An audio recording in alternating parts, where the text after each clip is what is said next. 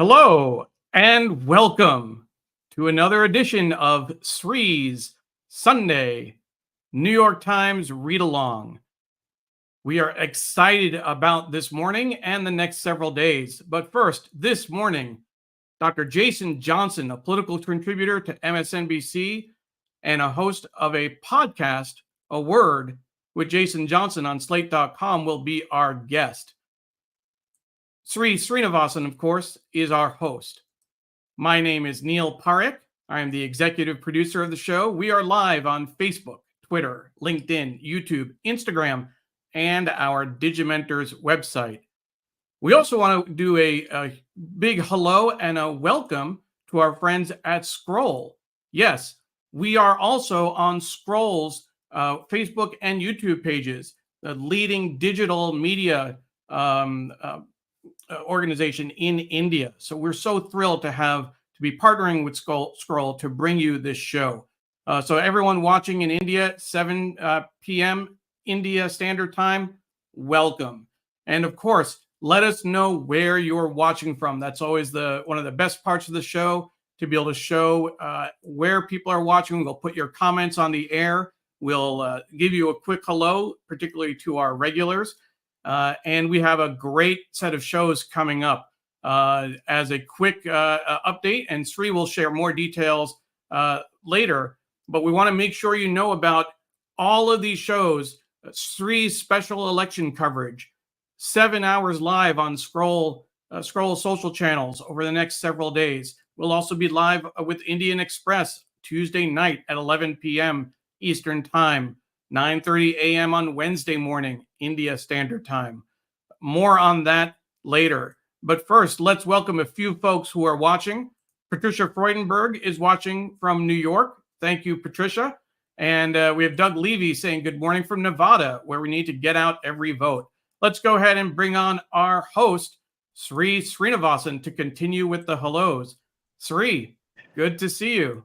Good to see you, Neil. I am delighted to be with all of you, and what an exciting morning. It's Sunday. We have Dr. Jason Johnson here. He's going to give us so many insights about the election, and that's what these next 4 days are about for us. We are live today. We're live tomorrow, Election Day. We have 3 shows. We want to give you as much insight about what's happening, understanding of the latest state of the game, as well as where we're headed. And we have people watching from all over. Sujana Chandrasekhar saying it's T-2 to Election Day.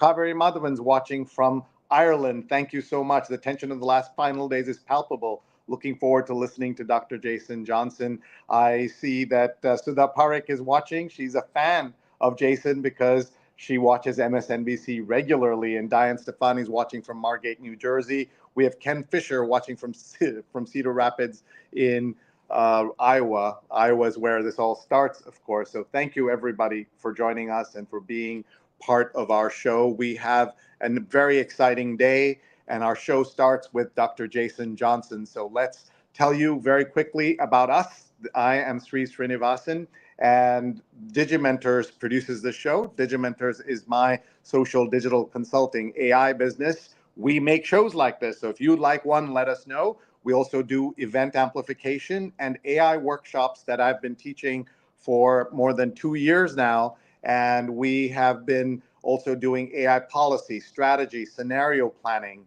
And we are sponsored by Muckrack. You all know, if you're a journalist, you know Muckrack very well. And if you're a PR, you also know Muckrack. If you'd like to be a sponsor, write to us, Sree@digimentors.group and Neil@digimentors.group. Now we want to bring on Dr. Jason Johnson. He is a political contributor to MSNBC. He's a podcast host. He's a professor, and he is very, very busy. But we are so grateful that he could be with us for about 45 minutes this morning. Thank you very much. And hello, Jason. Glad to be here. Thank you, Sree. I really do appreciate this. And hello to the international audience. I spent quite a few years covering elections for Al Jazeera. So I am used to being able to explain things to people who aren't here about the bizarre and unique nature of the American electoral system. So if anyone has those kinds of questions, I can lay them out for you.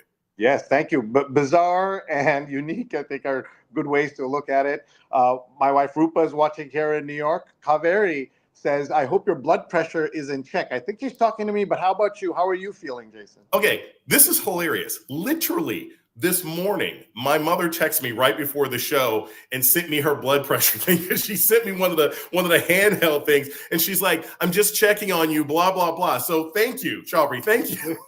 You are literally along the same lines as my mom, who just asked me to send me to send. She's like, "You haven't sent your blood pressure in a couple of days." I was like, "I'm sorry, Mom. I've been busy."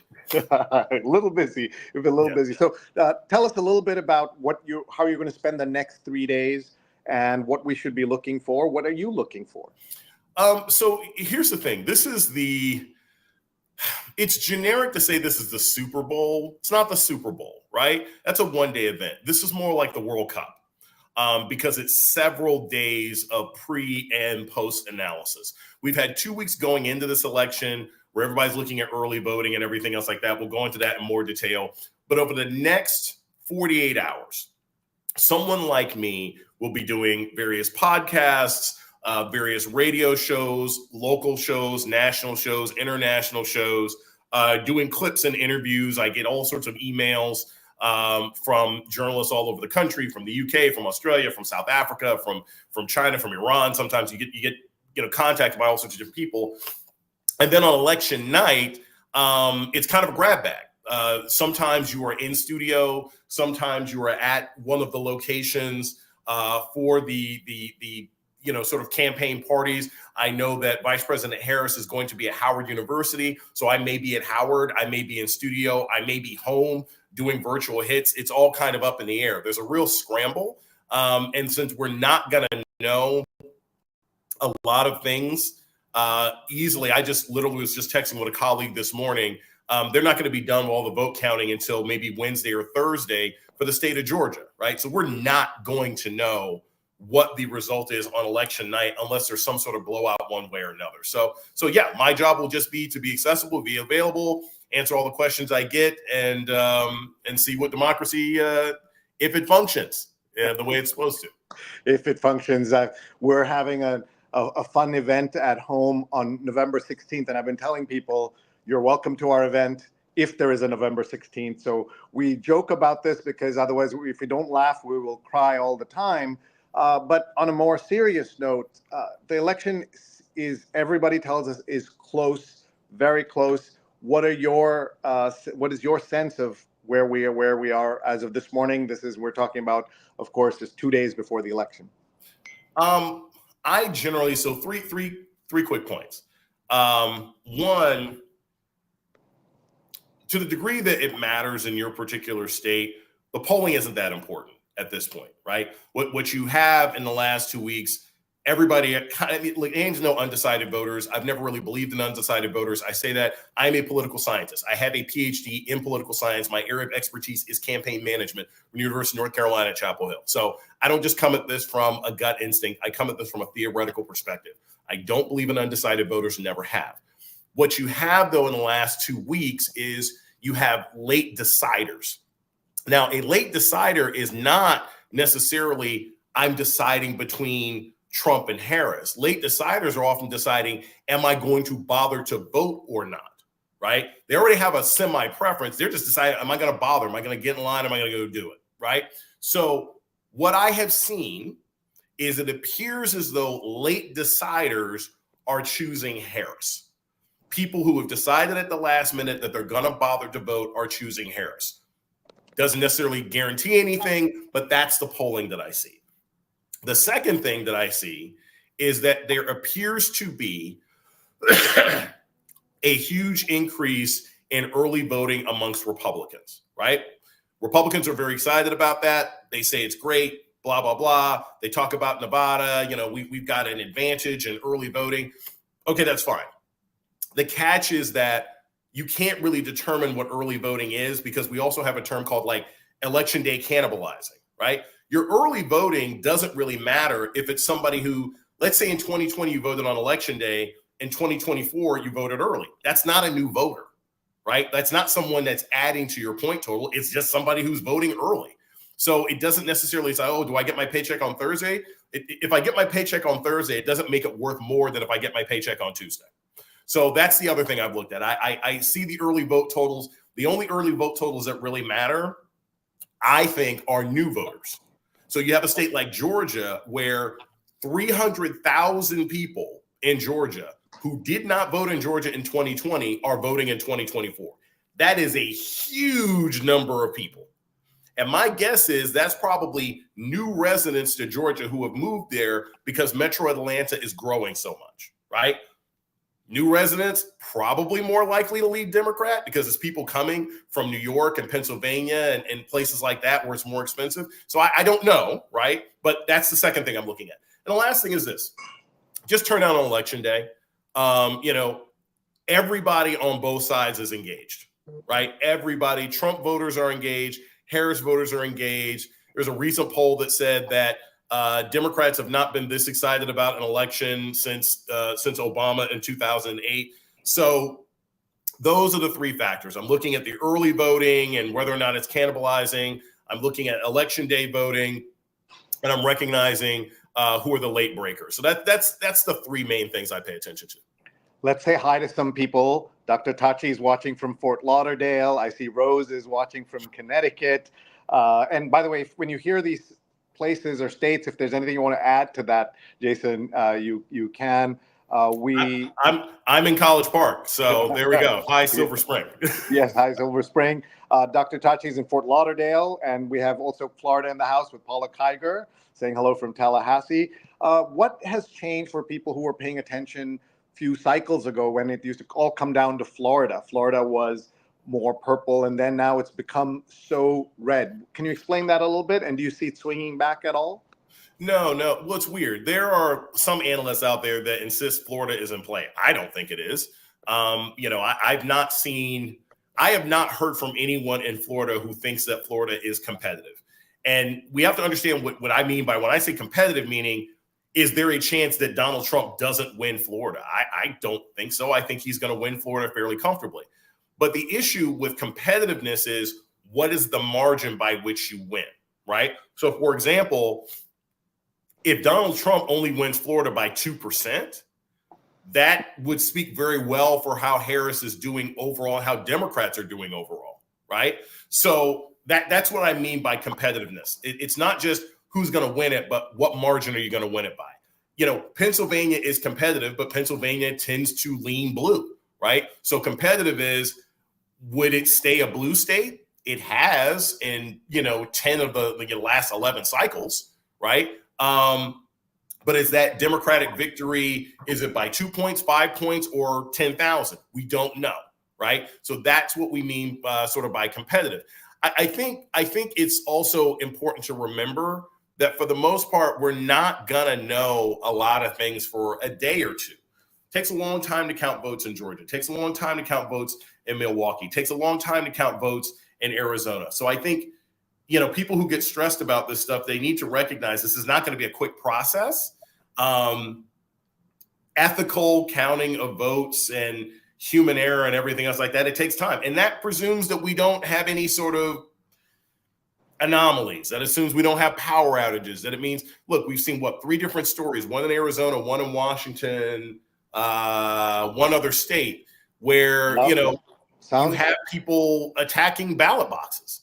And I suspect 9 out of those 10 people are Republicans, just because the Republican Party as a whole has promoted this idea for 3 cycles now that anything other than a Trump victory is a result of cheating, right? So we don't know what happens election night. We just not only do we not know the results, and we won't know them for a while, but we also don't know what kind of external things may occur that mess things up.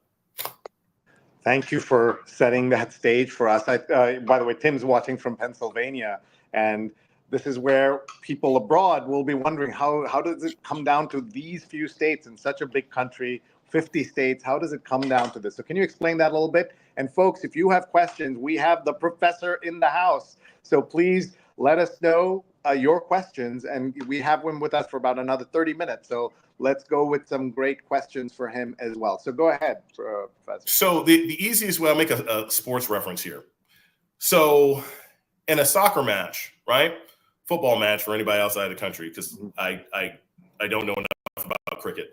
But in a soccer match, you have time of possession and then you have the score, right? So you can have a team that wins the soccer match 3-0 or 3-1, right? But the other team actually has more time of possession. They had the ball for more of the 90 minutes, the three different sections you sort of have. That's more or less how the United States electoral system works. So you have the popular vote, which is like your time of possession. That is how many people actually voted for this particular candidate. But we don't count things that way in this country. We use something called the Electoral College, which is every single state has a certain number of points, and you have to have 270 points to win the presidency. So while you may have more people vote for you, if you don't have enough people voting for you in the right places, you do not win enough points, and therefore you don't win the presidency. So we saw that happen in 2020, right? Where George Bush won the Electoral College. He did not win the popular vote. He lost the popular vote by a few hundred thousand, right? We saw in 2016 the same thing happen, where Donald Trump won the presidency, right? Because he won the Electoral College, but he lost the popular vote by like 3 million. It is an inherently unfair system. It is a system built in because of slavery. Because in the founding of this country, the presumption was, even though you had states that had large numbers of enslaved Black people, those people, of course, were not allowed to vote, but the white people who ran those states still wanted to use those Black bodies for the purposes of getting members of Congress and having power. So it's an inherently unfair system. It doesn't make any sense. It is not democratic that the person who has the most people who likes them doesn't win. But like I said, that unfortunately is how our system operates. And therefore it can be confusing for people. And it seems like different states come into play in different times. Ohio was a bellwether, and now it seems to be firmly Republican, though that's where the dogs and cats and immigrants story came up. Is there any chance that Ohio will lose Trump will lose some of his support there? Oh, not a chance. Look, the thing about the Electoral College is it's also determined by population changes. So I lived in Ohio for about 7 years. So I was there for at least 2 presidential cycles. And I saw as the state moved from an absolute necessary swing state to sort of an afterthought.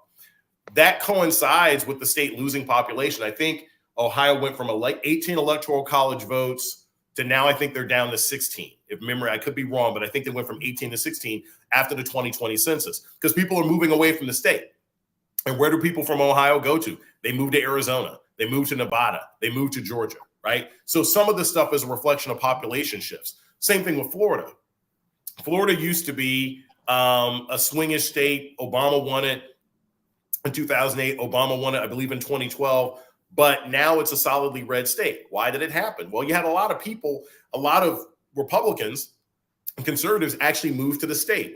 It used to be that Florida was filled with liberal retirees from the Northeast. So New York, Massachusetts, Pennsylvania, snowbirds would come down there. Nope. They now either stay in their states or they go to places like South Carolina where it's a bit cheaper. So internal migration within the country has a lot to do with what is and is not a swing state. And let's be clear, people moving from state to state doesn't mean that their partisanship changes, right? If I move from Ohio to Nevada, right, and I'm a Republican, then that may shift Nevada towards Republicans, right? But if I am a Democratic or a Democratic leaning indie voter and I live in New Jersey and I take a job down in Atlanta because it's like, hey, we can buy a whole house here for $400,000 and for $400,000 we can barely get ourselves a nice condo in Jersey or in Newark. That's why people move. So it's some of this is just purely a demographics issue. And we can't make assumptions about new voters. That's why I said like 300,000 new voters in Atlanta. I would assume most of those people are probably from up north. They're probably more likely to be Democrats, but it's no guarantee. These are all the vagaries of the American system that people find difficult to understand. Kaveri says this is what the rest of the world cannot understand. It's so unfair. And when I try to explain to people that the reason the Electoral College exists like this is that it cannot change. One of the questions Kaveri asked is, can it change? The small states where they have the same amount of power as the big states, because the same number of Senate seats, they would have to voluntarily give up that power that they have in order to change the Constitution and all of that. That's not going to happen. Why would they vote against their interests that way? No, because if you, so the simplest way, right, would be the Electoral College no longer matters for the presidential election, right? So let's just say at a very basic level, we just change the Constitution and say popular vote wins the presidential election. Okay, fine, right? But you would then have people arguing, well, if you're going to say that the presidential election is just determined by popular vote, why wouldn't we do the same thing with senators and members of Congress? And then you're definitely going to get what you're saying, which is people in Montana are like, no, we like having 2 senators. Even though, you know, the entire population of Montana is probably the population of the DC metropolitan area, right? But they don't care. Here's what I think it would take to change the system. And I mean this sort of cynically and glibly, but it's true. The system only ends up being changed when someone that the forces in power don't like wins, right? If Kamala Harris won the Electoral College but lost the popular vote by 3 million, if America elected a Black woman president of the United States based on our technical rules instead of the actual popular vote, oh, I promise you, there will be a massive move in this country to get rid of the Electoral College. It's kind of like I've said for years, you know, if you ever wanted real gun control, have 100,000 Black and Latino men march on the Capitol with gun licenses. Oh, I think you suddenly see a real change in gun control in this country. Yeah. So yeah, I don't think it changes anytime soon. It should, you know, but you don't have enough people in positions of power to make that move, and you have a lot of self-interested people who wouldn't want to. Same thing applies with changing the Supreme Court. The Supreme Court is an absolute corruption, dysfunctional institution at this point. It needs to be remade. It needs to be expanded at the very least. But you don't have enough people in the Senate or the House who actually want to see that happen. You've touched on so many things. Let's focus on Supreme Court for just a moment. We're at 6-3 now. We used to be at 5-4 either party for decades, and that kind of situation allowed for some kind of balance.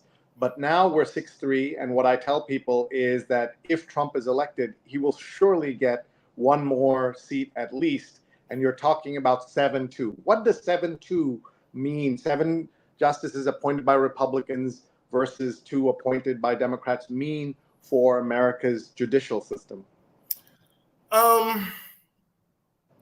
Frankly, that would be the last issue, because the most important one is if Donald Trump were to be elected president of the United States, and if he were to win directly, right, he wins the Electoral College or he wins the popular vote in Electoral College, the consequences for everything from our legal system, the Supreme Court is the last on the list. They would destroy the Department of Justice. The FBI would become a joke. Police would be allowed to just sort of run rampant. So I wouldn't be that concerned about the Supreme Court. I'd be concerned about all the other things. Now, if the election on Tuesday were to come down to a Supreme Court decision, that would be an issue of concern. But I don't know that that's going to happen. You have multiple arguments about that, right? My friend and colleague, Elie Mystal, he just wrote in The Nation about this idea that, well, you know, what happens if a state like North Carolina, let's say North Carolina goes for Vice President Harris, right? It'd be the first time, it'd be only the second time in 30 years or whatever that North Carolina ends up going for a Democrat. But they have a Republican-controlled state legislature. What if they decide we just won't report our final vote, right? We won't give the information to Congress. There's all sorts of tricks that could come into play, and then you could conceivably be at the Supreme Court. The Supreme Court would have to determine, well, hey, maybe they don't, maybe they don't. I don't know that I think that's going to happen either. I as much as I am sort of convinced at how absolutely compromised the Supreme Court is, they also are generally a bunch of cowards. And I don't know that they would be willing to flip an election if it came down to them only. Maybe they would. Maybe they would. I don't know. They will let Trump off on half a dozen things. They will give him absolute immunity. If it's close, they'll lean in his favor. But if the entire presidential election fell down to them, I don't know that they would do it. It's not the year 2000, right? That was a relatively close election. Like I said, I think it was only a few 100,000 popular vote between Bush and Gore. It is likely that Joe Biden beat Trump in the popular vote by 7 million, right? Hillary Clinton beat Trump in the popular vote by 3 million. I'm assuming Harris is probably going to beat him by 5 million. I don't know that the Supreme Court is bold enough to overturn an election where one side has won the popular vote by 5 million people. So I'm not a Trump victory creates so many different problems before you even would get to the Supreme Court. Well, excellent explanation of how our system works, as Sarah Berkshire. Thank you, sir. Thank you. And, I want to say, Jason, that you are much more optimistic and a optimistic person than I am in the way you described that. But thank you. Mary C. Curtis, our great friend, good morning from Charlotte, where she covered Kamala Harris's rally yesterday, last day of the early vote, with Harris, North Carolina candidates and officials, Kerry Washington, John Bon Jovi, lots of enthusiasm and a truly diverse crowd. Trump was also in North Carolina, is in play. See you this evening, because she's going to be hosting with me multiple shows over the next few days. So we're excited to have Mary with us. And one of the points about the South I should bring up, Jason, is that our friend Charles Blow, who's been on the show, the New York Times writer, as you know, has been encouraging Black folks to move back to the South and affect the electoral politics there. We have lots of comments coming in from around the world. Thank you, everybody, for watching. Doug Levy says, the racism and misogyny that I'm seeing among voters, especially as I reach out to swing states, is disheartening. I thought we had evolved more. Irish Stew podcast, right now, the Electoral College favors the GOP. 2 elections in the last 24 years have been decided in favor of GOP, despite the Democrats winning the popular vote. People are pointing out we're live here from New York. And one of the things that I think we should all be thinking about is how are the elections going to, the timing of it. A lot of people care about that. I went back and looked in 2008 by 11:05 or so, 11:05 p.m. Eastern time, Barack Obama had been declared the winner. In 2012, it took till about 1 a.m. because if you remember, Karl Rove went in and said, "Don't call the election, don't call the election." So those you're saying are the best case scenarios in terms of timing to know that night. Otherwise, it's going to be a couple of days or longer because of the mail-in ballots that come in. Yeah, it's going to take a couple of days. Here's how the math probably works, right? Everybody's got to win Pennsylvania, right? Whoever wins Pennsylvania, and again, I don't think it's a swing state, because that would be like Ohio, right? For 50 years of American history, whoever won Ohio won the presidency. So it went back and forth and back and forth and back and forth. Well, that ended in 2012, right? Because since 2016, 2020, you don't necessarily have to win Ohio to win the presidency. So I kind of see it being a very similar situation here. Pennsylvania is the linchpin. In Pennsylvania, I don't know if it's going to take that long, right? If Kamala Harris looks like she's got a pretty healthy lead in Pennsylvania by 1 a.m, it basically really limits the likelihood that Donald Trump could win. That's just a fact. That's not being optimistic. It's just true. It's not because it's 19 electoral points. It's because it is unlikely that there will be a break in all 4 of the, what they call the blue wall, which is Michigan, Wisconsin, Pennsylvania, right? It's unlikely that you're going to have a break, right? So if Harris ends up winning Pennsylvania, probably a decent chance she wins Wisconsin, probably a decent chance that she wins Michigan. If Donald Trump wins Pennsylvania, and it looks fairly confident he won Pennsylvania, then, that probably works well for him. So that's the thing. That's the only state that kind of really, really matters one way or another. if Donald Trump doesn't win Pennsylvania, he's got to do a full sweep: North Carolina, Georgia, Arizona, and I think probably Nevada. Right? He's got to win all 4. Right? If Harris loses Pennsylvania, she would still win if she won, I think, like one of North Carolina, Georgia, Nevada, or something else like that. Right? So you're in a situation where multiple people have different ways to get there. So that's the way I look at the states. But again, this stuff is going to take hours. I don't think anybody should I don't think people should be filled with that much anxiety. Just understand that you probably won't know the first night. Yeah, and look at what we're seeing on the screen. Arizona could take days. Nevada could take days. Wisconsin would likely to finish. Georgia counts fast, depends on the vote margin, and Pennsylvania may take time. So let's talk about a couple of these states. Michigan, and we're in this very unusual position where Donald Trump is going to Michigan and saying, "I am the candidate who will help Muslim voters." It's just the incongruity of that is just kind of mind-boggling. Talk about that a little bit. Here's the thing. I am the last person on the planet to tell people who are concerned about what's been happening with Israel and Gaza that their feelings aren't valid. I mean, that's just the truth. And so you have a large number of Muslim American voters who are unhappy with the Biden administration's position. They're obviously unhappy with Israel's position, and they're very frustrated. Makes perfect sense to me, right? The issue is where those voters eventually go. Now, most of the polling I've seen, CARE, Center for the CARE sort of does a poll every year. It showed that, there's an 18, 20-point drop of Arab Americans, Muslim Arab Americans voting for the Democratic candidate, right? And if that happens, that can make Michigan way more competitive. I don't know if people are making a decision between Trump and Harris, or people are making a decision between Harris and Jill Stein, or if they're just choosing to stay home. We're probably not going to know that until election night. I think it's also important to remember that when we talk about Arab Americans, it's the same thing as saying, Latino Americans. There's a difference between if you are a second generation Mexican American living in suburban Austin versus if you live in LA versus if you're Mexican American and you live in Michigan, right? Or if you're El Salvadoran or Cuban or you're Puerto Rican, right? These are not all the same place. These people have different cultural histories and different experiences when their families came to this country, right?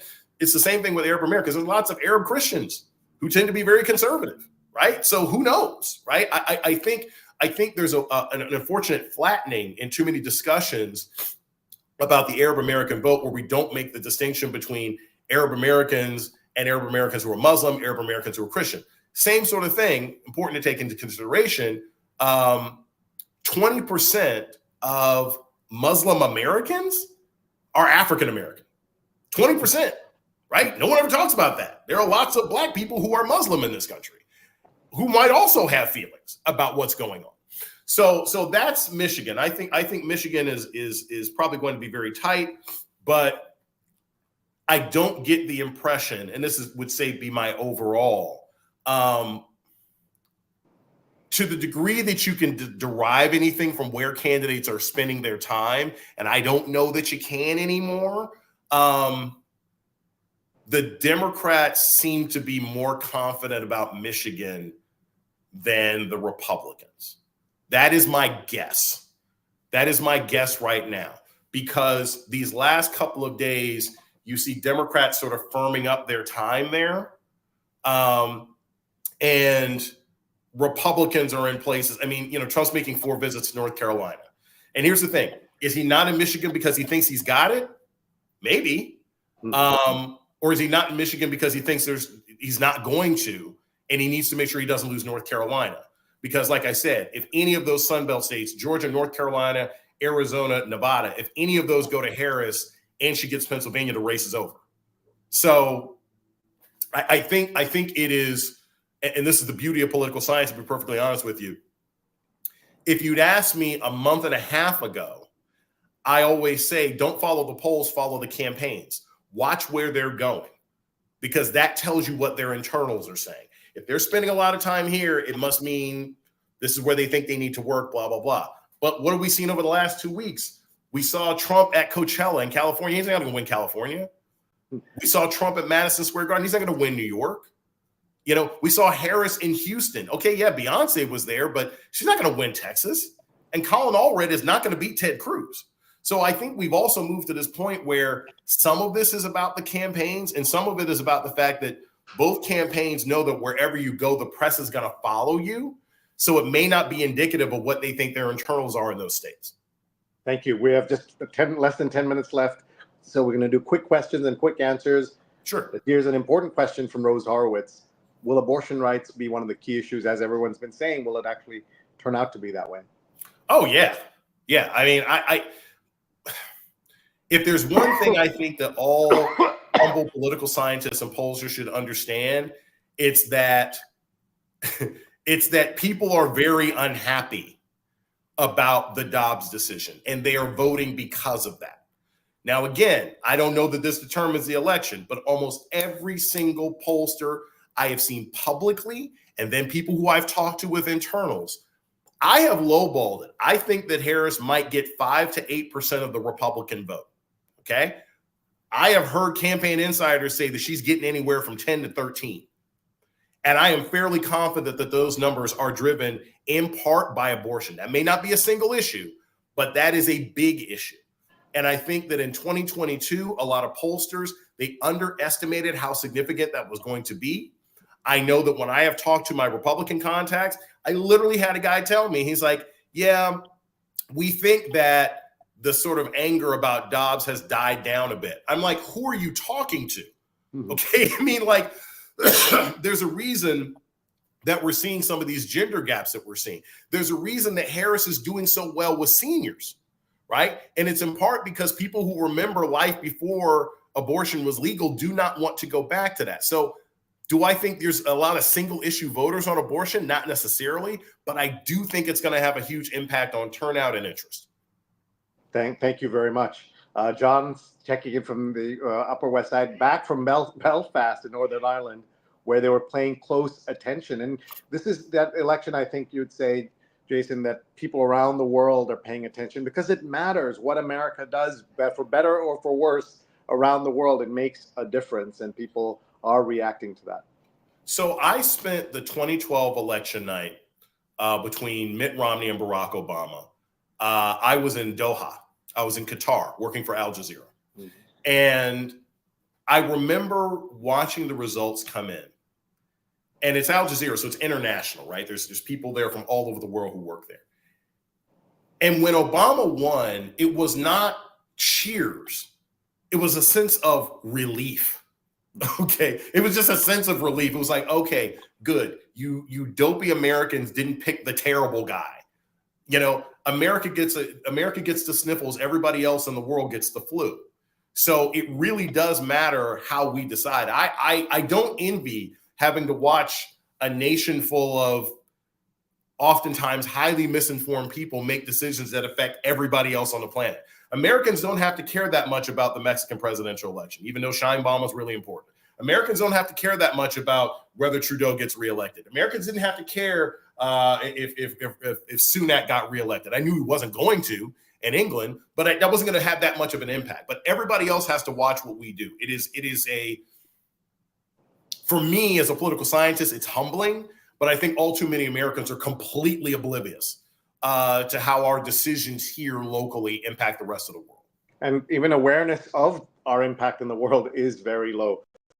Wayne from the New York Times design desk asked, can you briefly explain internals and how they differ from polls the media report? That's an excellent question. Thank you, actually. So internals are the polls that the campaigns themselves use.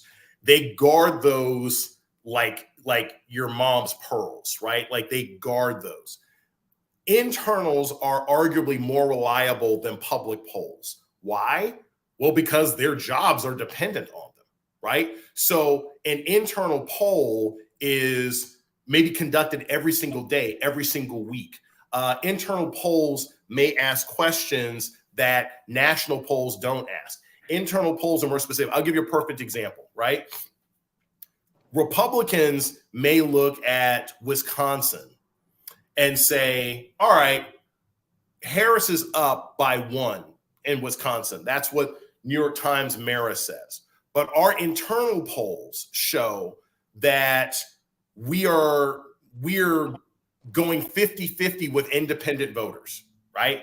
Because we spent more time looking at independents than the New York Times. So they may be more confident privately about Wisconsin than the public polls demonstrate, right? So internal polls are the real indicator as to what the campaign is doing. And most people don't know what the internal polls are unless you're in the campaign. Now, I have access to them because I know people in both campaigns, right? But your average person does not, and your average national pollsters do not. And that's a great explanation. Thank you very much. We just have a couple of minutes left.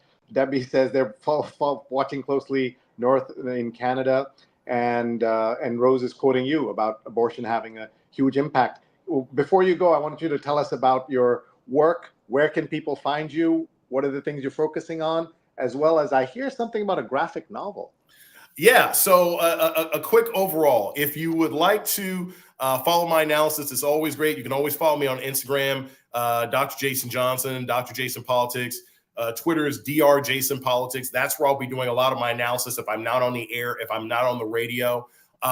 If you have any sort of questions where you want to actually sort of reach out to me, that's the best place to do it. I will be appearing on MSNBC probably sporadically over the next couple of days. I'll be on Sirius XM satellite radio. I suggest you listen to my last 2 podcasts. One, a week ago, I sat down with Ben Tinsley of Capital B News. We had a whole discussion about the impact and the importance of African-American male voters. So listen to that on my Slate podcast, A Word. You can find that wherever podcasts are available, or you can just look it up on slate.com, A Word with Jason Johnson. If you need a palate cleanser, if you're freaking out over the last 48 hours and you don't want to listen to politics for a minute, you can listen to my podcast this week, A Word with Jason Johnson, where I sat down and interviewed Neil deGrasse Tyson. That's right. Neil deGrasse Tyson and I had a great conversation where we talked about science and politics and Star Wars and his brand new book.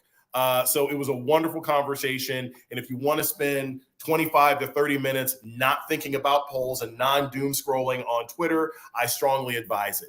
My plans for 2025, I'm working on a graphic novel. I'm extremely excited about this project. I'll have more detail and more information as we finish things up.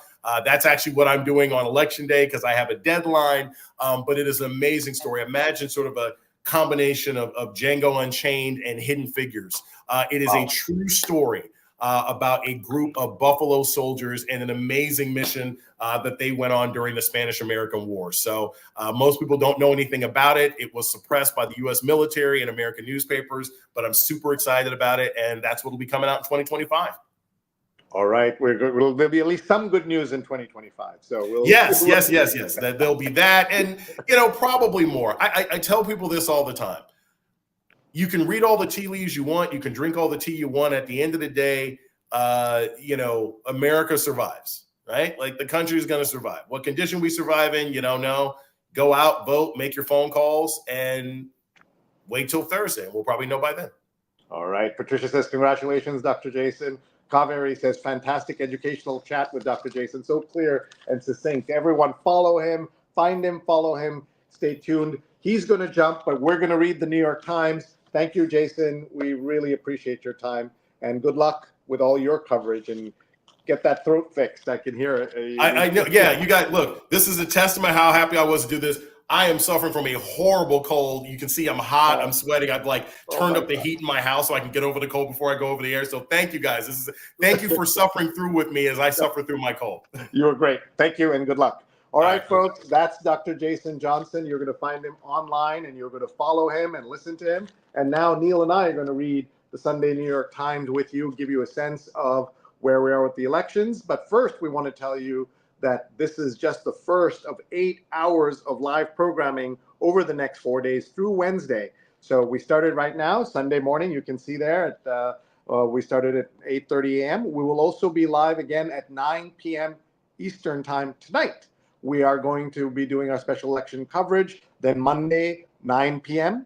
and Tuesday, noon and 9 p.m. we will be on the air. And then at 11 p.m. All those shows so far we've described are all on Scroll. And then on the Indian Express U.S. election show will be at 11 p.m. Eastern. It's going to be fantastic opportunity to understand what's happening with the elections. And then we're going to do a wrap up the next morning, Wednesday morning, back on Scroll. We're going to be talking about the elections. We're going to look at the news coverage. We're going to really understand where we are and how the elections are going. As we heard, unless there is a big break to Harris or to Trump, we are not going to know the results on Tuesday night itself. But it'll be Wednesday morning in many parts of the world, and we will be live with you as well. Neil, that's a lot of work as the executive producer. I get to be on the air and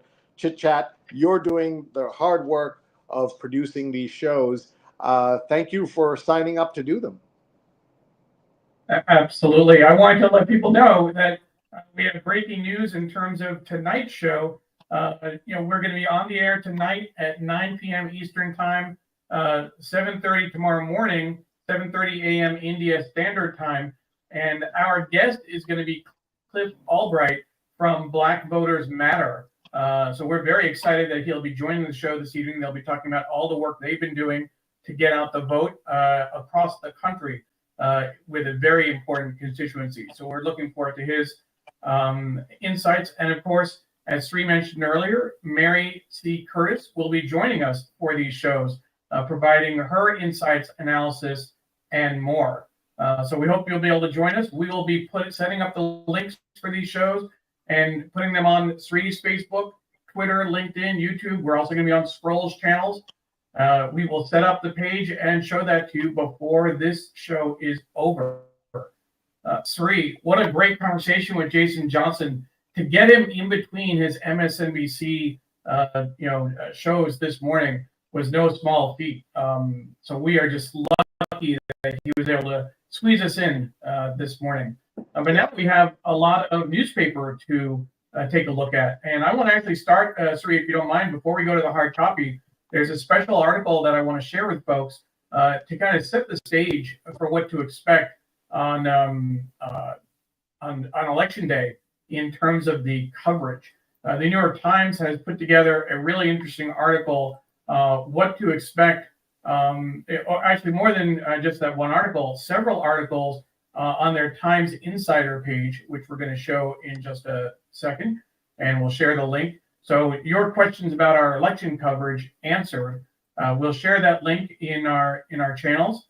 But if you scroll through, in a race for Congress, a reporter starts with a blank notebook. What's it like to tail the vice president? From swing states to drive-throughs on the campaign trail with Trump. And more importantly, I think for a lot of our readers, how the homepage comes together on election night.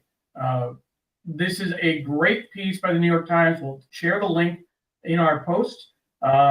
It's about being prepared, but also being able to pivot, said Justin O'Neill, one of the editors who programs the homepage at night. So for folks who are interested in the process and behind the scenes for journalism, this article is for you. Make sure you check it out, and we'll share more about it later. So Sree, let's get to the New York Times. Yeah, I want to thank Patricia, who says, thank you for your diligence and service. And by the way, Dr. Tachi says that Dr. Johnson was excellent. And Dr. Tachi says we're providing fantastic coverage. Thank you. We're live for at least 8 hours during these 4 days. I've got to say, as much as it is as a service, it's also for me to avoid my pre-TSD. It's a term that people are using now before you're already kind of so spent by the tension of the next few days. So that's how I'm doing it. I'm also writing my newsletter, and I'd love everyone to go to sreenet.substack.com and sign up for my newsletter if you haven't already. Substack.com, look for Sreenet or Sree's Sunday Show, and there you will find my last several issues have all been about the elections. Last time was about Elon Musk. I said Elon Musk must not win. He would burn this all down for the attention, for the giggles, for the likes. And also about Kamala Harris, I said that women's issues, so-called women's issues, are everyone's issues, including your uncle who is disinterested in a swing state. So those are some of the ways in which we are trying to keep busy and cover the elections. And we're very grateful to our partners at Scroll, Indian Express, and everyone who reads, opens our material, hits share. Right now, just tag a friend and they can watch us live or later on any of these channels. If you follow us, please hit subscribe, put on the notifications so you'll know when we're live over the next few hours. I do want to tell you that this comes from our work that we did during the pandemic.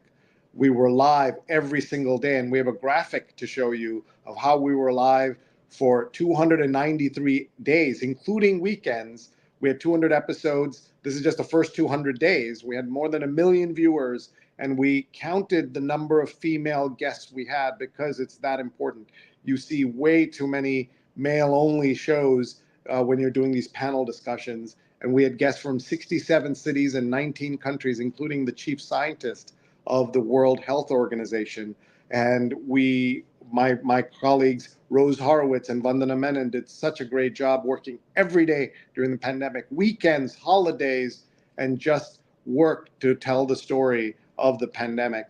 And this is one of the sad things, is that the pandemic is over, and Donald Trump has made it possible for people to forget that the pandemic was terrible for Americans. If they remembered, there is no way they would be voting for Donald Trump. He has convinced them that it was all great. In fact, it was terrible when he was president.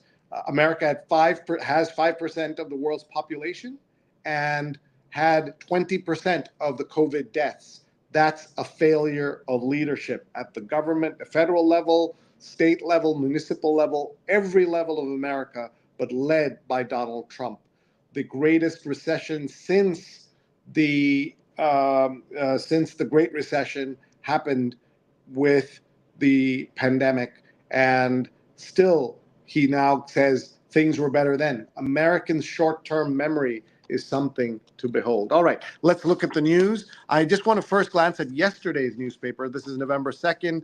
The lead story is Fight for House will be decided by a narrow slice. 24 states in play will decide where we go with the Congress, Congress, the House of Representatives, and the Senate.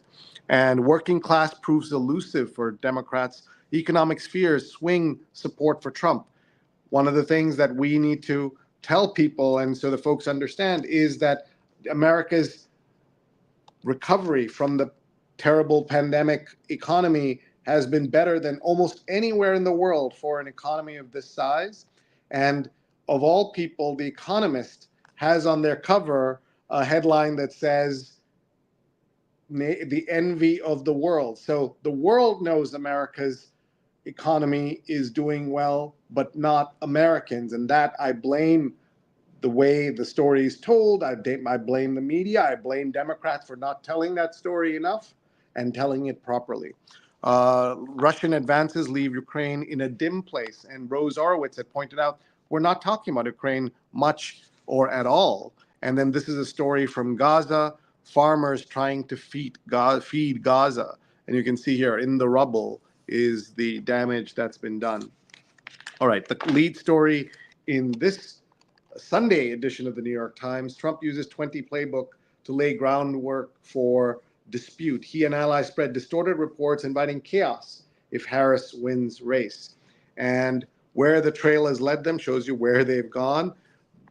Kamala Harris has done, and Tim Walz have done 193 appearances, while Donald Trump has done 172 appearances, he and J.D. Vance.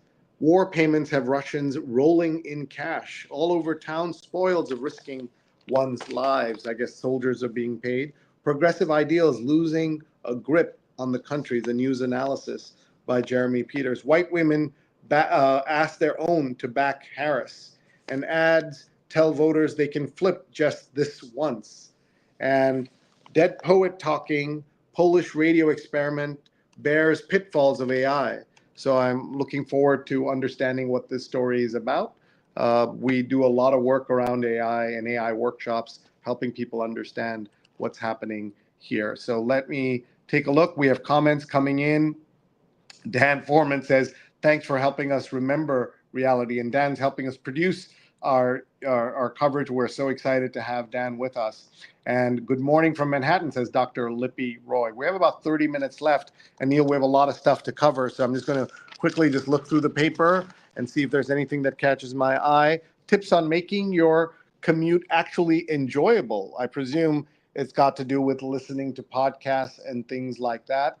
There is the spirit of a party out there. Now they have a car, they can drink and eat. It's a whole new life for them, is a story about the Russian soldiers and others who are so excited about war payments that have been made. By the way, if you're joining us because your clocks didn't reset, it is 1 hour earlier in the United States. And it's, I think, a sign of how poorly America's managed that it still does this when so many other countries have moved past daylight saving. And I'm not a fan of it in any way.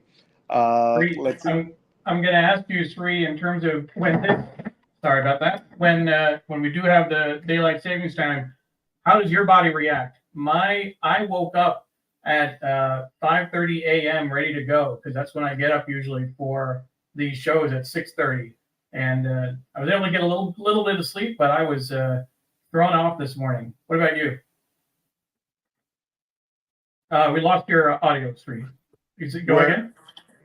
We're down to only one clock that isn't automatically changing its time, and so that's been interesting to kind of deal with that. But otherwise, our dog wakes us up because of same time. Yeah, she knows that, she thinks it's the same time. So yeah. This is one of the reasons why I'm such a non-fan of this. And of all people, Marco Rubio has introduced legislation to do away with daylight saving time that was useful in the 1700s, 1800s, 1900s, but not anymore. And that's really one of the things that make me so mad about playing around with the time. In a country like this, where we have so many time zones, it's already complicated enough. And but the changing of the time, some states don't follow it, and the Europe, England changes it at a different time. Yep. I'll admit, I don't always trust it. I mostly use my phone to check the time. I still Googled what is the time just to make sure, because I'm so confused in the morning. But yeah, it's not fun. What else do we have in the paper? Nicaragua's Miss Universe wonders if she can go home. I have represented Nicaragua with a lot of pride and honor. I don't represent any political flag, so something about politics in Nicaragua playing out in the Miss Universe pageant of all things. British Tories elect daughter of Nigerian immigrants as party leader, another sign of the change in the world. She is going to have a tough time at the moment anyway, because the government has just changed and they have rejected the Tories. And so this is going to be interesting to see what happens with a black woman as leader of the opposition, conservative opposition of the United Kingdom. How a Lebanese town seeks to avoid the war, trying to bar Israeli troops and Hezbollah fighters in this town. I guess it's a border town, and they're trying to keep themselves safe. So there's so much to try and keep up with the news here, but I want to make sure that we get as many questions and comments from people here. Here's Jonathan saying that Arizona doesn't follow daylight savings time, so that's interesting. And Rose has a comment here about the New York Times lead story online last night about why the Democrats' battle to win the presidential election is so difficult this year. Worth a read. It says American voters' despair about the pandemic and inflation is a major reason why the election, despite the major achievements of the Biden administration. It says the global trend is to overturn the party in power. And that's, we thought that would happen in the UK. It did. It did not happen in France, though we thought it might. So we'll see how it all turns out. And John says, good to see Kaveri Madhavan and Dan Foreman in the comments. That's what's so much fun about the New York Times Read Along. We do this on Sundays, 8:30 a.m. to 10 a.m. Eastern time, where we read the paper and talk about the news. And we would love your comments and to see what you're sharing and what you're reading. What are you doing? How are you preparing for the U.S. elections, whether you're in the U.S. or anywhere in the world? We'd love to hear from you. The Sunday opinion cover is Fragile Democracy, Handle with Care. And this week we find out who we are as a nation, the editorial board, and 7 columnists on what this election will mean for the American project. I love that idea that America is a project. That means it's still being built, right? It is still far from a perfect union, a very problematic union with so many issues that it does just badly on, right? We talked about 5% of the population, 20% of the deaths, 5% of the population, 20% of the world's prisoners. Just examples of how America has so many issues that it needs to deal with, systemic issues. You might consider praying what we can do when we don't know what to do. So anybody out there praying hard, let us know. Lessons from 3 years of focus groups. Patrick Healy has been talking to them, so he has item here in the opinion section. Let's go in here. How to end a democracy. Nick Kristof, our friend, says, I see authoritarians abroad. I fear one at home. There are ways to keep autocrats out of power. Why don't we use them is one of the questions here. So please take a look. I'm looking to see if there's an unsigned editorial. Vote to end the Trump era. This is the way in which they have shown why the voters should not vote for Trump, as you can see here. Americans should demand better. Vote is what they say here. And so I'm looking forward to reading all this. Beginning of the end. Times Opinion asked a collection of artists to share a piece of work that they felt spoke to this moment. Their pieces are shared on the cover and in these pages. So you're seeing that this is one of the pieces of art that was made just for the New York Times Opinion section. So much to read here. Here's a palate cleanser that's quite disgusting, not about politics, but young men have taken to the Zyn nicotine pouches that they put in their lips, under in their mouths. Not exactly a palate cleanser. A timeline cleanser, talking about something else. Yes. Timeline. But Yeah, I will say, Sree, I remember reading about this or hearing about this several months ago, this Zyn, that they, it's interesting to see it in the Times now. They really did an incredible amount of marketing on social media, TikTok videos and that type of thing, and have gotten young people hooked on it. And it's like the next iteration of tobacco, which is just incredible. It's more than a buzz. In fact, parents of boys and girls may see this and not realize how dangerous it is because it doesn't look dangerous, right? So exactly. that's one of the things. It's more than just a buzz. They're a new symbol of American masculinity and surprise political lightning rod. So I was wrong every way. This is not a palate cleanser in any way. When Eve and Eve took a bite from the apple, in the 2016 essay, a writer struggles with her love with being a good Christian. Modern Love turned 20 last month, and as part of the celebration, we're republishing previous essays that's pretty cool. And we're going to try and see for Valentine's Day if we can get the editors back. We, of course, had Daniel Jones live on the air for our 2020 Valentine's Day. A second job as a makeup artist for a makeup artist is entrepreneur. And this is about Lisa Eldridge. What else is here? Party dropouts. In our circle, many couples insist on one partner who's dynamic and interesting and who is, well, a dud. Usually it's the husbands who are dull. Okay. I wonder what the question is over there. Political messaging tied up in a bow. One thing that might be fun to do, Neil, is if you have the SNL segment, we could play a little bit of that if it doesn't get us in trouble with copyright, because it was interesting to see Kamala Harris on the air. They diverted the plane that was going to the Midwest to bring her to SNL, to New York City, live at 11:30 p.m. last night. I watched it live. I was nervous about it, but I thought it was a home run. She did so well. And, is it going to change anyone's mind? But if there are people who are truly undecided, and they just see her, and you say, well, is this somebody I'd like to have a beer with? Is this somebody I'd like to have a cocktail with, a drink with, a lunch with? I think she came across really well. The question I ask my male friends who are voting for Trump, would you allow your daughter to have lunch with Donald Trump? It's not whether you would have a beer, but would you let your daughter have a beer with Donald Trump, or visit with him, or have dessert or anything like that? And to a person, they say no. And that tells you something about the character of the person there. Neil, did you get to watch? Absolutely. No, we definitely watched it last night. And I think that if nothing else, I mean, there wasn't anything serious about it. It was just a lot of fun. It was great to see Kamala Harris and Maya Rudolph looking at each other in a mirror and finishing each other's sentences, etc. I think that Saturday Night Live has kind of gone up and down in terms of its relevance in terms of the zeitgeist, but having Kamala Harris on the Saturday before the election was a coup. But like you said, I don't know if it's going to make a difference necessarily. It just, at least for the folks who were supporting her anyway, it gives you a little bit of a lift, a little bit more kind of a sense of that she can let loose and have fun.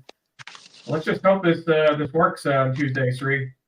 Yeah. Did you vote early, or are you voting on Tuesday? Well, I love voting on election day, so we're going to do that. And it'll be a long line, but that's part of the energy of it that's really important. A friend of mine who is elderly and is in poor health, she wanted to vote, and so we filled in the ballot and we mailed it so that her vote is in. And she wanted to be able to vote for the first Black woman, the first South Asian woman to be president of the United States. This anti-DEI agitator strikes fear into big companies. We're seeing a lot of those kinds of issues. And then looking to return to the top of the pack, Ben Sherwood and Joanna Coles are trying to revive the Daily Beast, which you might remember had a lot of buzz and does not have that much anymore, though they're the ones who, I believe, had the Epstein tapes where Donald Trump is described as one of his best friends and things like that. And Jonathan Borstein says that he voted early and proud of it. And so that's really interesting. Lippy Roy says, I saw Harris on SNL last night, but I'm so surprised. She and Maya nailed that sketch. One of my doormen isn't sure who to vote for, hates Trump, but not sure about Harris. I'll ask him if his daughter would have lunch with Trump. Great question. I think that's great. I voted early for the first time, says Rose. No big lines, but busy. That's great to hear. We are about 20 minutes left of our show. If you have questions, comments about the election, please ask. And Neil, let's remind everyone what we have coming up for the next over the next couple of days. We're very excited to bring you all nonstop coverage, though it's actually lots of stops in between. We're going to be live for 8 hours. We're going to show you the timing so you can see it. This is the first hour, 8:30 a.m. today. We're also going to be live again 9 p.m. tonight, and then 9 p.m. tomorrow. This is all Eastern time. Tuesday, noon Eastern time, and 9 p.m. And then Wednesday morning, a special New York Times read-along looking to understand. So these are all the shows on Scroll. On Indian Express. Well, I was going to say, before Indian Express, for tonight at 9 p.m. Eastern time, the co-founder and executive director of Black Voters Matter will be our guest. 9 p.m. Eastern, 7:30 a.m. On Monday in Delhi. But then on Tuesday night, 11 p.m. Eastern, 9:30 a.m. Indian Standard Time, we're going to be producing a show for the Indian Express, live election coverage. This is going to be Tuesday night. We may not know anything at that point, but we'll certainly share what we know and what states have already been decided at that point. Yeah, we will know all of that for sure. We won't know the winner, perhaps, but we'll know a lot. And we have a couple of fantastic guests who are going to be joining us. We can tell you right now about Mary C. Curtis is going to be with us. She's watching right now, but she will be with us starting tonight for the next 4 days. She's going to be active with us, sharing her insights, her thoughts, her comments. We're very grateful to her for that. Recipe for Living is the cover of the New York Times book review. Be ready when luck happens. How easy is that? The answer, not very. But that's one of my favorite expressions. Neil has heard it often, that make your own luck. that there's a comment, there's a quote also from Picasso, it may not be by Picasso, but it's attributed to him, that luck, opportunity exists, it has to find you working, meaning that you have to do the work and then luck can then take it from there, but you have to do the work, and we encourage you to do that. So this is the chef Ina Garten who asked about that, and this is the book review. Stanley Tucci is here, actor and foodie, is a fan of the Nobel Prize winner John Fosse. His own new book, What I Ate in 1 Year and Related Thoughts, is about love, loss, and the passage of time encapsulated by many meals. And John Fosse is a Norwegian who won the Nobel Prize last year. Those are some of the books on his nightstand, Stanley Tucci's nightstand. Neil knows that I love reviewing where I eat and posting it on Google Maps and Google Reviews. I have more than 123 million views of my reviews and photographs on Google Maps. It shows you people are really hungry for food content and understanding the views of other people and photographs of other people as they look at this. The Hidden Globe, How Wealth Hacks the World. This is one of my former students, Tusa Abrahamian's book. In some ways, these extraterritorial domains represent a less conspicuous form of colonialism. And here's that Ina Garten story as well. We haven't looked, Neil, in several months properly at the best-selling books in America. I thought we'll take a second here to do that. Let's see, what's number one? Michael Connelly fiction, The Waiting, The Boyfriend by Frida McFadden, Fourth Wing by Rebecca Yarros, and Counting Miracles by Nicholas Sparks, and The Housemaid by Frida McFadden. One of the things I've noticed is how often the same authors will have more than one book on the bestseller list. I don't know how it's even possible. It's so hard to do one book that makes it anywhere near, but to be at the top like that, and sometimes it's people I've never heard of. So what's number one? What is the top 5 books in nonfiction? Number one is War by Bob Woodward. It's about Biden as a wartime president. Framed by John Grisham and Jim McCloskey is Our Criminal Justice System Viewed Through the Struggles of 10 Wrongfully Convicted people who achieve exoneration. So John Grisham is in the nonfiction section. From Here to the Great Unknown by Lisa Marie Presley. That's Elvis Presley's daughter and former wife of Michael Jackson. The Message by Ta-Nehisi Coates. This is the book that's getting all that attention. The author of Between the World and Me travels through 3 locations. Everyone's talking about the parts of his book about Gaza and Israel, but he also went to other places, including the American South, and talked about that. Melania is First Lady, describes her work as a fashion model, and there's some controversy, some of the things she appears to be supporting abortion rights. And Be Ready When Luck Happens, as a Ina Garten book. Revenge of the Tipping Point by Malcolm Gladwell. Through a series, he explicates the causes of various kinds of epidemics. He also admits where the things that he has gotten wrong. One of the things he got wrong was the power of social media. I made that part of my TEDx New York talk on of how even Malcolm Gladwell can get things wrong. And What I Ate in 1 Year by Stanley Tucci. The Anxious Generation by Jonathan Haidt. I know Neil and Pam pay close attention to what the media their daughter consumes. And that's Jonathan Haidt's book. And Sonny Boy by Al Pacino, of all people, has a memoir that's super successful. Of course, not surprised that it's successful, but it is Al Pacino. The Arts and Leisure cover is How Yellowstone Captured America. As the show heads into its final episodes, Brooke Barnes considers what it means to red states. I've actually seen the show. I think it's pretty compelling. It's Kevin Costner and others in a very interesting role. And here we are just going to bring on the New York Times Magazine, and then we will start to wrap up the show. Thank you so much for watching. Tell us where you are watching from. Dan says, be ready when luck happens. Share with loved ones. Thank you. That's so well put. And Dan says, that's a great quote. I absolutely believe that, and that's been my motto in my life. A Republican movement driven by disinformation has taken over election boards across the country.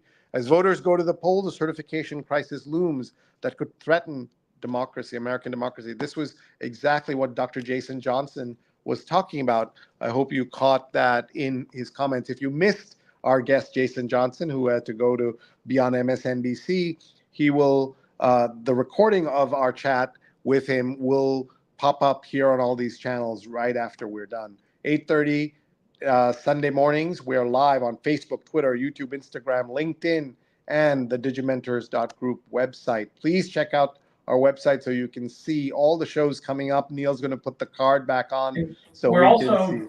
We're also live on Scroll's Facebook Yes. and YouTube. We're producing Yes. this. This is in partnership with Scroll.in in India.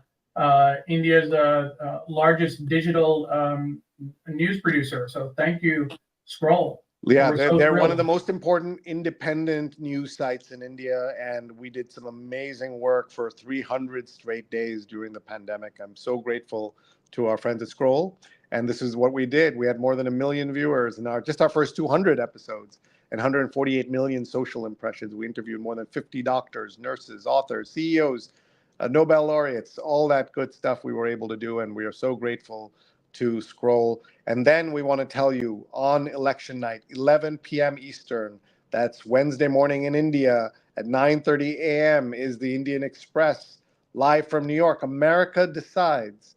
I am thrilled to bring you that show as well. Thank you folks so much for being part of this and being here. Let's look at the Times Magazine. Neil, what are you thinking as you go into these shows? Well, I was going to say, you know, if we haven't done the ethicist in a while, you and I together, if they have it in this week's column, I'm willing to give it a go. Yeah, let's do it. Let's do it. Winging It is about Victoria's Secret's stuff. John Fetterman says Trump is stronger than ever. He's this Pennsylvania senator famous for his hoodies. I'm not sure what else has changed, except that if anything, Trump has become more capable to withstand whatever. And that's an indictment of Americans. An illustrated edition of 1619 Project with newly commissioned artwork and archival images is coming out. And here's the ethicist. Is it okay to keep returning purchases you've worn for months? The answer should be no. But No. let's see what my partner loves a large outfitting company that has very generous return policies. Will accept nearly any return within a year of purchase. My partner has been buying fairly expensive items from the store, using them while we travel, and then returning them. Oh my God. Well, this is an ethics question because they allow it. So maybe he says it's okay. Let's see. You've thoroughly given your partner's side of the argument as well as yours. She isn't engaged in deceit or fraud. She's in compliance with the retailer's return policy. Neil, what do you think? It doesn't matter. It's not a question of the policy. It's a question of what's right, and it's just not right. Plain. I agree. Protest pins. Each pin became a portal into a version of history I wasn't taught at high school. So these were protest pins that Ariel Lutlin was collecting. Patience rewarded. A chef's take on beautifully ripe ulu or breadfruit in Hawaiian is worth the wait. We can't quite see behind you, but you were in Maui in 2022, and those are the photographs. So Yeah. did you have breadfruit in Hawaii? Just a little bit bigger. You might be able to see some of the pictures. The one I like the best is that's my daughter snorkeling right there, and that's a picture of a turtle that she took. I don't know if you can see that picture, but yeah, we had a great time. But I'm Sree. I'm a little bit more cautious when it comes to my food intake. The one thing I have absolute policy against. What are your thoughts on durian? Oh, durian. Yeah, I'm not a fan of durian or which is a Southeast Asian fruit that's very popular in some places. It's an acquired taste that I don't want to acquire. Is what I say about it. It smells. Just I mean, and I still remember, and this goes back at least 30 years. I remember being at home, and my mom was watching earlier. I don't know if she's still on, but if she remembers, my dad and I were watching TV upstairs. She came into the bedroom with durian that she had cut up and was going to eat, and we both said at the same time, "No, go back." Gaming democracy. All around the world, leaders are exploiting legal and electoral systems in an attempt to win more power. What will it take to beat them? Amanda Taub's asking this question. And here's coup, crisis, crackdown, election freedom. So that's certainly something we've seen around the world. And Dr. Tachi says, I agree. Buying things with the sole purpose to use them and return is, as they say, cringe. Thank you, Dr. Tachi, for saying that. And so we're reading all about various issues here. In remind me, Neil, you don't do this, but here is Sid Sivakumar is made the guy who's made this particular crossword puzzle. He's a MD PhD student at Washington University in St. Louis, training in biomedical engineering and neuroscience. This is 18th puzzle for the Times. The 19th will be coming the super mega crossword in the 2024 edition of Puzzle Mania, our annual print-only game section. At 50 squares by 50 squares, it'll take a month to make and over 700 answers. And I know you had celebrated Puzzle Mania earlier with an editor from the Times. We should do that again at some point. Yeah. But this sounds very exciting. I will say I used to do the crossword puzzle years ago. I used to be able to get through Monday pretty regularly and make some headway with Tuesday. They get harder as you go through the week. What's interesting is that the Sunday puzzle is not actually harder than the other puzzles. It's just bigger. It just takes more effort. But I didn't get much past Wednesday when we were doing it. But I certainly enjoyed it. Sree, you had the magazine out. What about the poem? Let's go back to our roots. Is there a poem in this week's? Yeah, let's see if there is one. I didn't notice it, but if there is a poem, so one of the things we used to do would be to read the poem out loud, which is kind of fun, and people used to like that. But we, as we ramped up the quality and the amazing guests we had, we just didn't have time to read the poem out loud, and I don't see it in this episode. And sometimes it's not there, unfortunately. Yeah, that's too bad.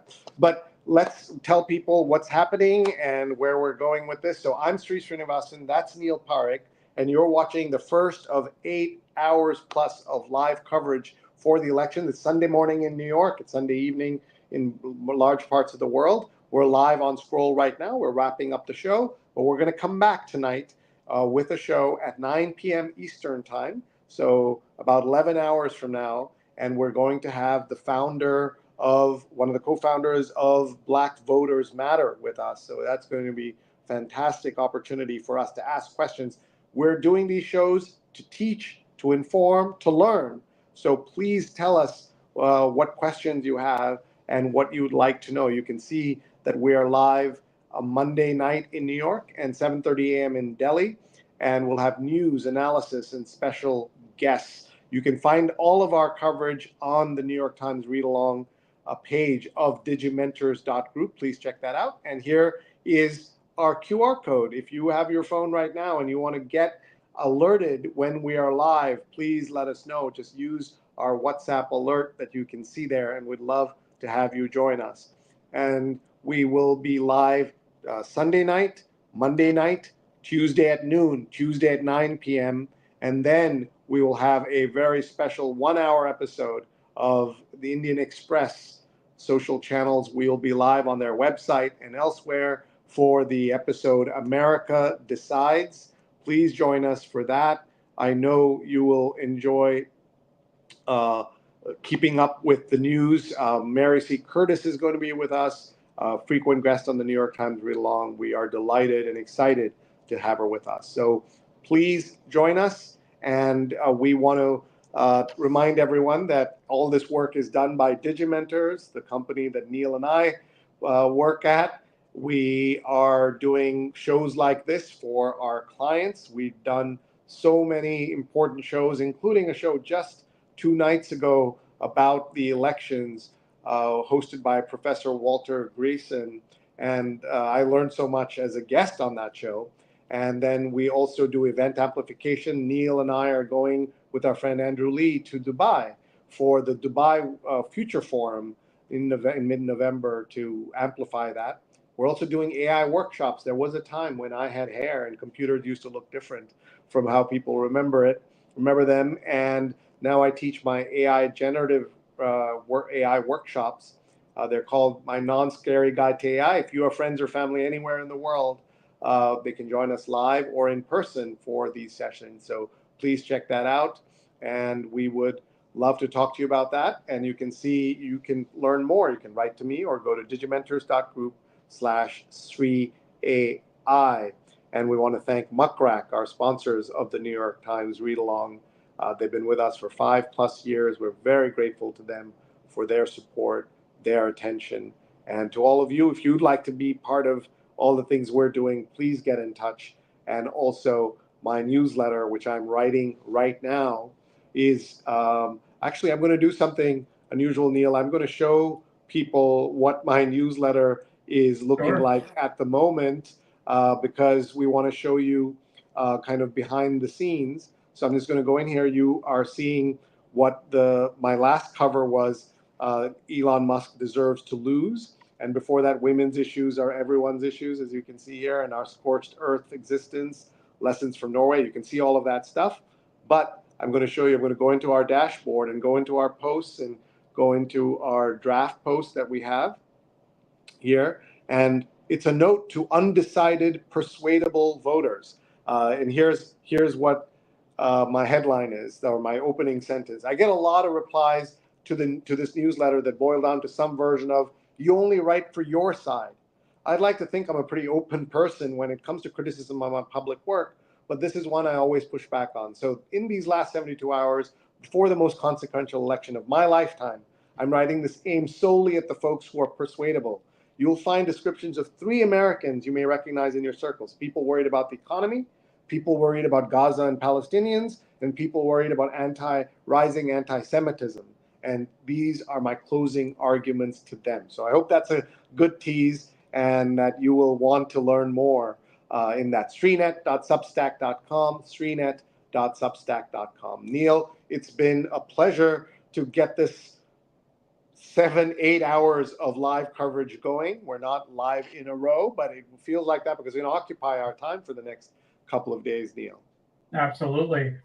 You mentioned, just before we close, you mentioned the show that we did for Walter Grayson for the Graphic History Company. It was a incredible show. Dr. Grayson, professor of history of Macalester College, was the host. Dietra Everson, the president and CEO of the John and Lillian Miles Lewis Foundation, was one of our speakers, as was Shauna Vircher, who is a board member with Dialogues in Democracy. She talked about an incredible effort to reach out to voters in hurricane-affected areas in North Carolina and Florida to make sure they can get their ballots in. Imagine having to flee your home and your ballot is sitting on your table, or your ID, etc. What do you do? And of course, Sree joined us as well to offer some insights on how the elections have played out for the South Asian community. As Sree mentioned, this is just an example of the kind of work that we do. And I think it's important to note, Sree, that over the last several weeks, we've had several really important guests on the Read Along. Subodh Chandra, from a civil rights attorney from Cleveland, Ohio, who filed charges against Trump and Vance on behalf of the Haitian Bridge Alliance for the comments that they made in Springfield, Ohio. Shauna Vircher was a guest. She's known as the Political Fixer, incredible following on TikTok.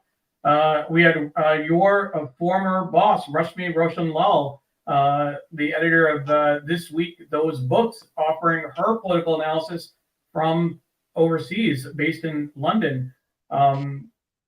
This year, unlike other years, Sree, you got off the sidelines. You've been tried to be neutral, tried to be a little bit more even-handed. But not this year. Can you explain a little bit, just take a moment, why did you choose this year to get so involved?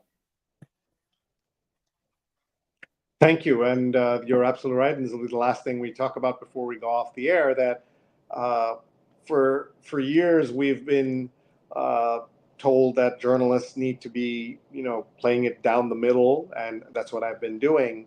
But there are some issues like the environment where it's just too important for us to make sure that we are not saying, well, on the one hand, there's global warming. On the other hand, there may not be.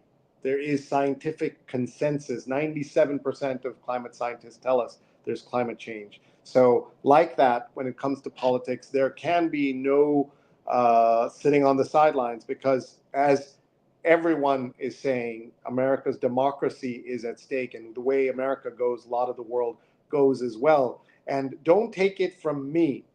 The Economist magazine The Economist magazine says if it had a vote, it would vote for Kamala Harris. The Economist, which is conservative, which is fiscally conservative, which has supported Ronald Reagan and the American conservatism for all of these years, is now saying vote for Kamala Harris. And when that tells you why we're paying much more attention, we still try to be fair on this show. And that's why I was saying that my closing arguments are to people who perhaps will be willing to listen. So with that, Neil, thank you for your work. And to everyone watching, we really appreciate you being with us. We have lots of great comments coming in. And there are no two hands or sides when it comes to facts. So good on you. Thank you very much, Kaveri. We'll have our Irish friend have the last word. And Jonathan says, great show. Thank you very much. And Kaveri, we'll leave you the last word there. Thank you very much, everybody. We'll see you again, and follow us, hit subscribe, hit those notifications. Thanks, everybody. Goodbye. 9 p.m. tonight. Join us again for another show. We'll talk to you soon. 9 p.m. tonight Eastern Time, 7:30 in the morning in India. Bye-bye.